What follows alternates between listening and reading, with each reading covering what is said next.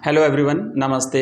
Education rise के इस online platform पर प्रिय विद्यार्थियों, आज आपका स्वागत है। हम करेंगे एक पेपर हाफ ईयरली एग्जाम्स का जो पेपर है इसका कंप्लीट सॉल्यूशन करेंगे।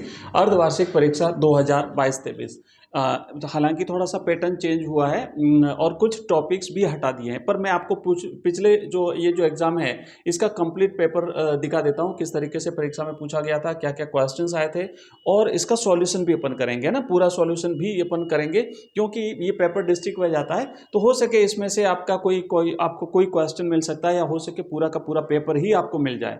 तो देखो हम देखेंगे यहाँ पे एक एक प्रश्न देख लेते हैं कि सबसे पहले तो आपका एक अपठित जो है अपठित गद्यांश आता है।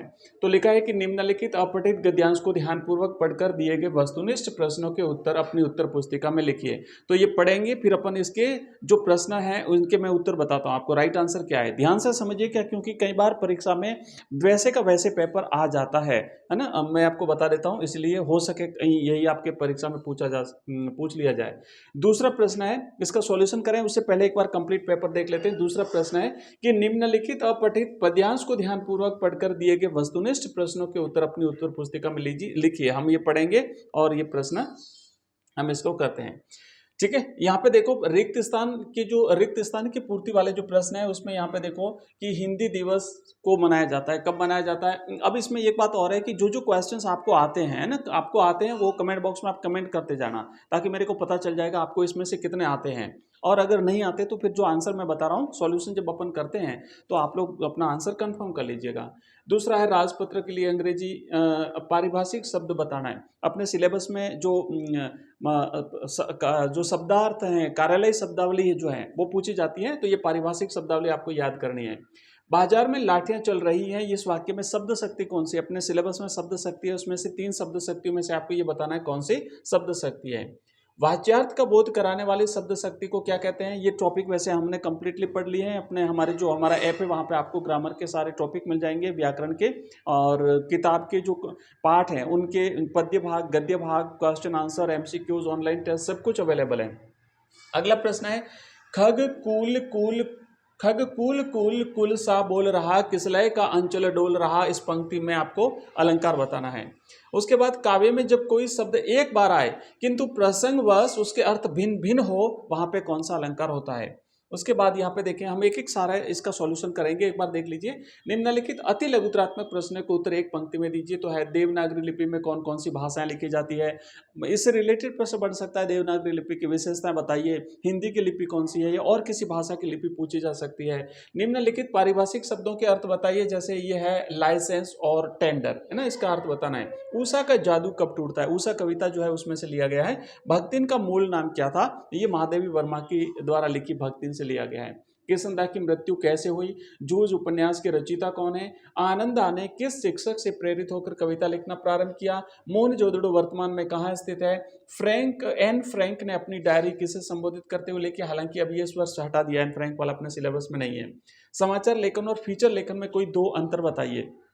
आगे बढ़ते हैं, खंड बा है, तो देखो खंड बा में इस तरह के प्रश्न है, अपन एक एक करके सॉल्यूशन करते जाते हैं और एक एक करके अपन देखते भी जाएंगे, सॉल्यूशन भी करते जाएंगे। खंड स है और उसके बाद यहाँ पर मैं केवल आपको दिखा देता हूँ, फिर एक एक करके अपन करते हैं सॉल्यूशन। उसके बाद यहाँ पर आपको देखो ये सप्रसंग व्याख्या के लिए यहाँ पे आपको दिया हुआ है गद्यांश और पद्यांश, और इसके बाद फिर आपको निबंध लेखन।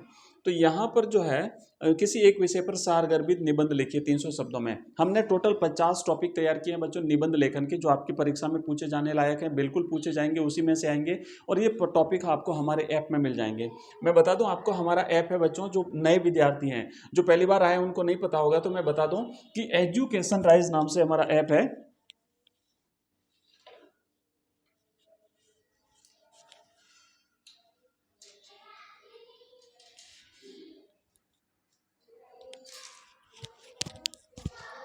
जस्ट वेट करिएगा 1 मिनट।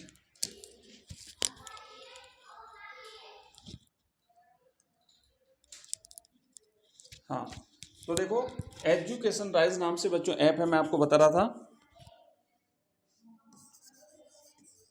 Education rise. इस ऐप में, ये ऐप आपको प्ले स्टोर पे मिलेगा, इस वीडियो के डिस्क्रिप्शन में लिंक भी दिया है, उस पर क्लिक करके भी आप इस ऐप को डाउनलोड कर सकते हो। वहाँ पर हमने अलग अलग सब्जेक्ट के कोर्सेज बनाए, हिंदी कंपलसरी का, इंग्लिश कंपलसरी का, हिंदी साहित्य का, हिस्ट्री, पॉलिटिकल साइंस, ज्योग्राफी, सारे के सारे आपको कोर्स मिलेंगे वहाँ पे।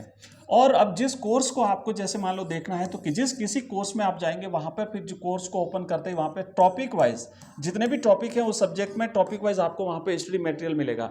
टॉपिक को क्लिक करने पर आपको वहाँ पे उसकी जो नोट्स हैं वो मिलेंगे, उसके बाद उसका वीडियो मिलेगा, उसके एमसीक्यूज मिलेंगे, उससे रिलेटेड क्वेश्चन आंसर्स मिलेंगे और उससे रिलेटेड ऑनलाइन टेस्ट मिलेगा। तो इस तरीके से हमने प्रत्येक चैप्टर में तैयार किया। और उसके अलावा बोर्ड एग्जाम्स के पैटर्न के हिसाब से हमने मॉडल पेपर्स तैयार किए हैं बच्चों। ये मॉडल पेपर जो हैं ये आपको हमारे ऐप में मिल जाएंगे। और ये मॉडल पेपर्स हमने टोटल 10 मॉडल पेपर्स तैयार किए हैं और ओनली हम 29 रुपीज़ में, ओनली 29 रुपीज़ में आपको हम 10 मॉडल पेपर्स दे रहे हैं। अपने मार्केट में 100 रुपये, 100 से भी ज़्यादा रुपये लेते हैं, हमने ओनली 29 रुपीज़ में हम आपको दे रहे हैं ये 10 मॉडल पेपर्स। कंप्लीटली रेडी हैं। अगर आप देखना चाहें तो आज ही ऐप को डाउनलोड करिएगा, ऐप में जाएंगे वहां पे आपको मॉडल पेपर से जो है वो पूरा कोर्स मिल जाएगा। चलिए आगे बढ़ते हैं। अब देखो एक एक करके हम देख लेते हैं, सबसे ऊपर चलते हैं और यहां पर करते हैं इसका सॉल्यूशन।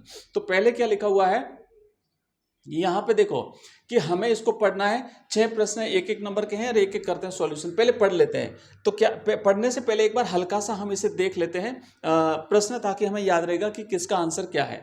तो पहला प्रश्न लिखा है बाल मुकुंद गुप्त की प्रसिद्धि का कारण है। 4 ऑप्शन है, क्या कारण है ऑप्शन अपन बाद में पढ़ेंगे।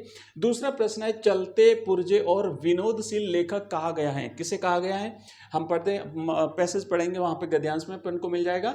महावीर प्रसाद द्विवेदी ने किस पत्रिका का संपादन किया था।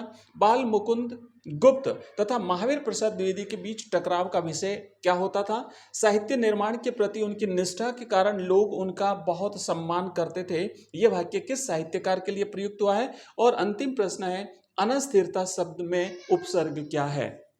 तो आइए देखते हैं एक एक करके। यहां से हम पढ़ना शुरू करेंगे। क्या लिखा हुआ है यहां पे देखो, लिखा हुआ है कि बाल मुकुंद गुप्त मूलतः एक निबंधकार हैं और अपनी प्रसिद्ध कृति शिव शंभू का चिट्ठा के कारण जाने जाते हैं। एक प्रश्न का आंसर हमें मिल गया है, ठीक है। तो इनकी प्रसिद्ध कृति का नाम क्या है, शिव शंभू का चिट्ठा। आगे बढ़ते हैं। कुछ उर्दू पत्रों और समाचार पत्र बंगवासी के संपादन के बाद वे भारत मित्र के प्रधान संपादक बने। बात कर रहे हैं बाल मुकुंद गुप्त की। उनकी चुटीली और चहलपूर्ण शैली के कारण आचार्य रामचंद्र शुक्ल ने उन्हें चलते पुर्जे और विनोदशील लेखक कहा। ये दूसरे प्रश्न का उत्तर है हमारा कि चलते पुर्जे और विनोदशील लेखक किसे कहा था। तो ये बाल मुकुंद गुप्त को कहा गया है। भाषा और साहित्य के अनेक मुद्दों पर आचार्य महावीर प्रसाद द्विवेदी से चला उनका विवाद द्विवेदी युग की एक उल्लेखनीय परिघटना रहा है। बच्चों आपको हिंदी साहित्य जब हम पढ़ते हैं तो हिंदी साहित्य के इतिहास में एक द्विवेदी युग आता है।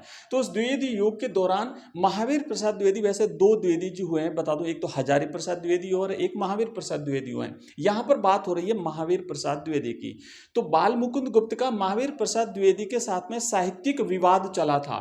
तो इसको ध्यान रखिएगा, ये जो साहित्यिक विवाद था ये द्विवेदी युग की एक महत्वपूर्ण घटना थी। द्विवेदी जी यानी कि महावीर प्रसाद द्विवेदी व्याकरण और भाषा की शुद्धता को बहुत महत्व देते थे। साहित्य निर्माण के प्रति उनकी निष्ठा के कारण लोग उनका बहुत सम्मान करते थे। यहाँ पर बात हो रही है महावीर प्रसाद द्विवेदी की, ध्यान रखना। महावीर प्रसाद द्विवेदी का लोग सम्मान करते थे। क्यों करते थे, क्योंकि व्याकरण और साहित्य के प्रति, साहित्य निर्माण के प्रति उनकी निष्ठा के कारण। लेकिन फिर भी उनके मतभेद के मुद्दों का अभाव नहीं था। महावीर प्रसाद द्विवेदी के सरस्वती में प्रकाशित, अब देखो महावीर प्रसाद द्विवेदी ने एक पत्रिका का संपादन किया था जिसका नाम है सरस्वती पत्रिका। इसमें इन्होंने भाषा और व्याकरण शीर्षक लेख में अनस्थिरता, ये अनस्थिरता शब्द आया, देखो इसमें उपसर्ग क्या है अपन आगे प्रश्न करेंगे तब करेंगे, शब्द के प्रयोग पर खिन्न होकर बाल मुकुंद गुप्त ने आत्माराम के छद्म नाम से द्विवेदी जी के कुछ प्रयोगों की आलोचना करते हुए एक लेखमाला लिखी थी। वे प्राचीन महाकवियों के द्विवेदी जी द्वारा किए जाने वाले दोष दर्शन के भी खिलाफ थे। तो बच्चों हमने पढ़ा, आइए करते हैं एक एक का सॉल्यूशन। तो पहला प्रश्न देखो ये है कि बाल मुकुंद गुप्त की प्रसिद्धि का कारण क्या है। ऑप्शन 1 है बंगवासी पत्रिका का संपादन, शिव शंभू का चिट्ठा, चुटिली और चहलपूर्ण शैली, या द्विवेदी जी की आलोचना। तो इस प्रश्न का सही जवाब रहेगा ऑप्शन ब, शिव शंभू का चिट्ठा। ये इनकी प्रसिद्धि का कारण है। देखो यहाँ पे लिखा हुआ है, एक बार फिर से दिखा देता हूँ। शिव शंभू का ना उन और अपनी प्रसिद्ध कृति शिव शंभू का चिट्ठा के कारण जाने जाते हैं। तो ये शिव शंभू का चिट्ठा उनकी प्रसिद्धि का कारण है। बच्चों ये पीडीएफ अगर आप चाहते हैं तो आप हमारा व्हाट्सएप ग्रुप ज्वाइन कर लीजिए, हमारा व्हाट्सएप चैनल भी है, ग्रुप भी है, वो ज्वाइन कर लीजिए। वहाँ पे मैं इसकी पीडीएफ डाल दूंगा और लिंक इस वीडियो के डिस्क्रिप्शन में दिया हुआ है, हमारे व्हाट्सएप ग्रुप और व्हाट्सएप चैनल का, और साथ ही साथ हमारा टेलीग्राम चैनल भी बना हुआ है। तो वहाँ पर हम सारी हमारे जो वीडियोस होते हैं, क्लासेस होती है, उसकी पीडीएफ वहाँ पर हम शेयर करते हैं। और कंप्लीट पीडीएफ वैसे आपको वहाँ पर मिलेगी, हमारा जो ऐप है वहाँ पर भी आपको कोर्स में मिल जाएगी। वहाँ पर आपको जो टॉपर जो स्टूडेंट्स रहे हैं पिछले वर्षों में, उनकी कॉपीज़ भी अगर आप देखना चाहते हो तो देख सकते हो। और 2010 से लेकर के अभी तक के जितने भी एग्जाम्स हुए उनके जो पुराने प्रीवियस ईयर्स के जो पेपर्स हैं वो भी अगर आप प्राप्त करना चाहते हो तो आपको हमारे जो रिलेटेड कोर्स है, जैसे हिंदी के तो हिंदी के कोर्स में, हिस्ट्री के हिस्ट्री वाले कोर्स में, तो ऐसे कोर्स में आपको मिल जाएंगे सारे। ठीक है, तो चलिए दूसरा प्रश्न है कि चलते पुर्जे और विनोदशील लेखक कहा गया है। किसको कहा गया है? तो देखो आचार्य रामचंद्र शुक्ल को, बाल मुकुंद गुप्त को, महावीर प्रसाद को, या हरिवंश राय को। तो इसका सही आंसर है बच्चों बाल मुकुंद गुप्त को। बाल मुकुंद गुप्त को आचार्य रामचंद्र शुक्ल ने कहा था चलते पुर्जे और विनोदशील लेखक। यहाँ पे देखिए कि उनकी चुटिली और चूहलपूर्ण शैली के कारण आचार्य रामचंद्र शुक्ला ने चलते पुर्जे और विनोदशील लेखक कहा था। बाल मुकुंद गुप्त को कहा था, ध्यान रखिएगा।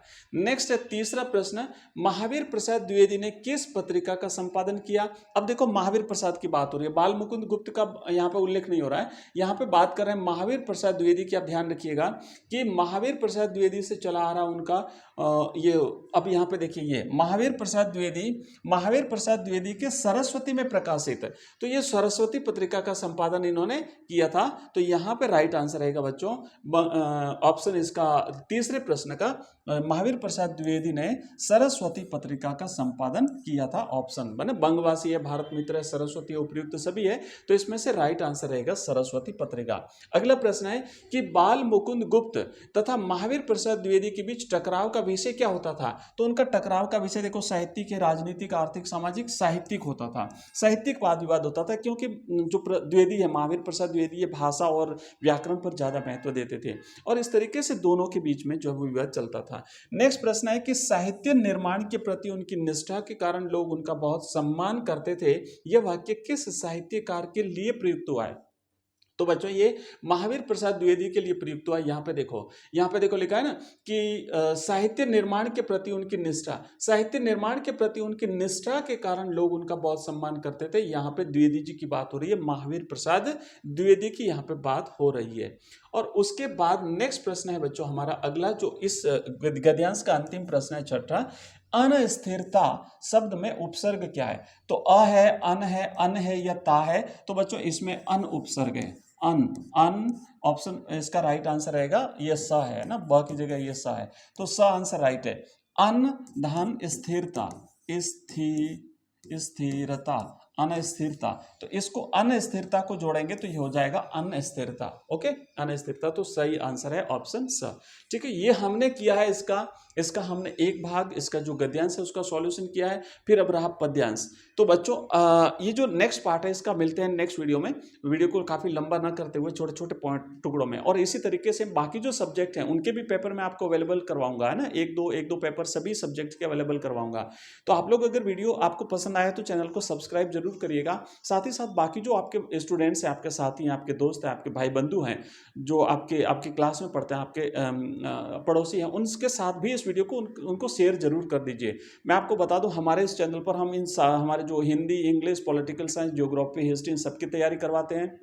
इनके मॉडल पेपर्स हम अवेलेबल करवाते हैं, चैप्टर्स पढ़ते हैं, इंपॉर्टेंट क्वेश्चंस मैं आपको अवेलेबल करवाता हूं, हमारी लाइव क्लासेस भी होती हैं। तो ये सारी चीज़ें हम आपके बोर्ड एग्जाम्स 2024 तक कंप्लीटली इस तरीके से पढ़ते जाएंगे। तो मिलते हैं नेक्स्ट वीडियो में, तब तक के लिए बाय, थैंक यू, धन्यवाद।